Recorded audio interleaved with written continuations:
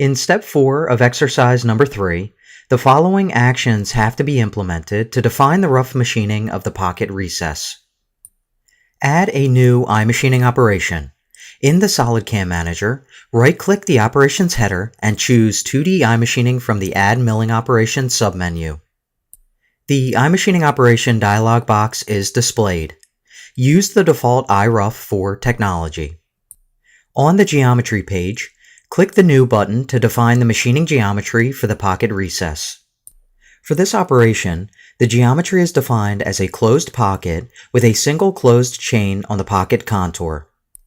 In the SolidWorks graphics area, pick on the top edge of the pocket contour as shown. Select Auto Constant Z in the Chain section of the Geometry Edit dialog box to close the chain.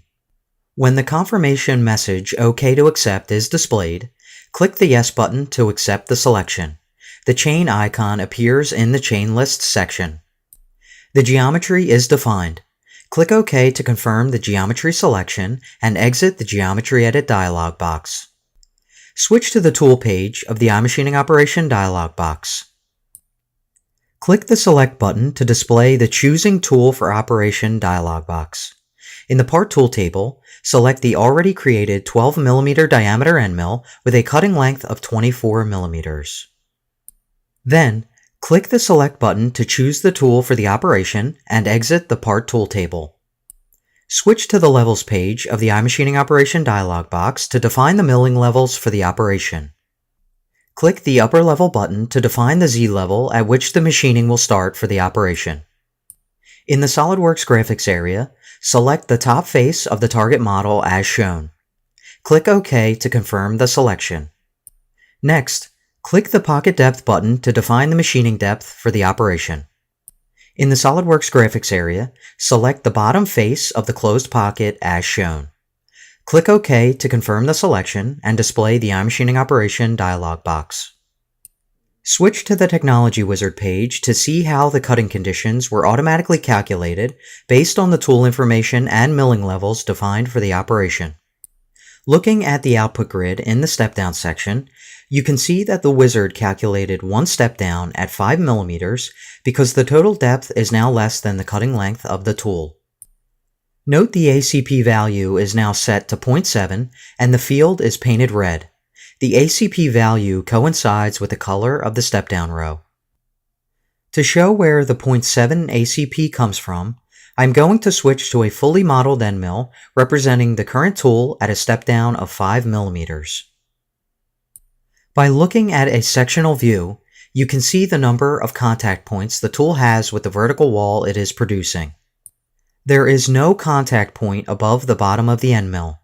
The 5 mm depth is only 0.7 of the first contact point.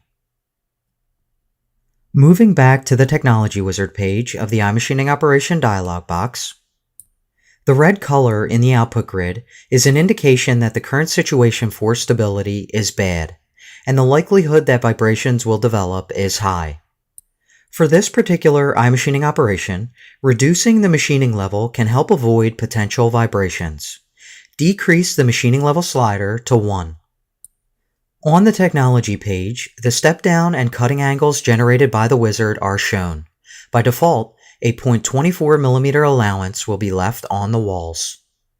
Any offsets would typically be removed by a rest machining and/or finishing operation. iRest and iFinish are covered in greater detail in exercise number 4. On the link page, the default ramping angle value of 1.5 is used for the operation. This means that the helical entry into the pocket will be performed at a ramping angle of 1.5 degrees. At this point, the operation can be calculated and the iMachining toolpath can be viewed on the model. Name the operation iRough Pocket Recess. Click the Save and Calculate button to add the iRough operation to the CAM tree and calculate the iMachining toolpath. Click the Simulate button to display the simulation control panel. Using the default HostCAD simulation mode, click the Play button to present the wireframe toolpath. The tool performs the helical entry and then the pocket roughing toolpath. Close the simulation control panel with the Exit button to display the iMachining Operation dialog box. Then, Click the Exit button to close the iMachining operation dialog box. At this stage, Step 4 is complete and the wizard automatically calculated the ACP value based on a 5mm total depth. If you have not followed along, apply and practice the procedures shown in this video to define the rough machining of the pocket recess.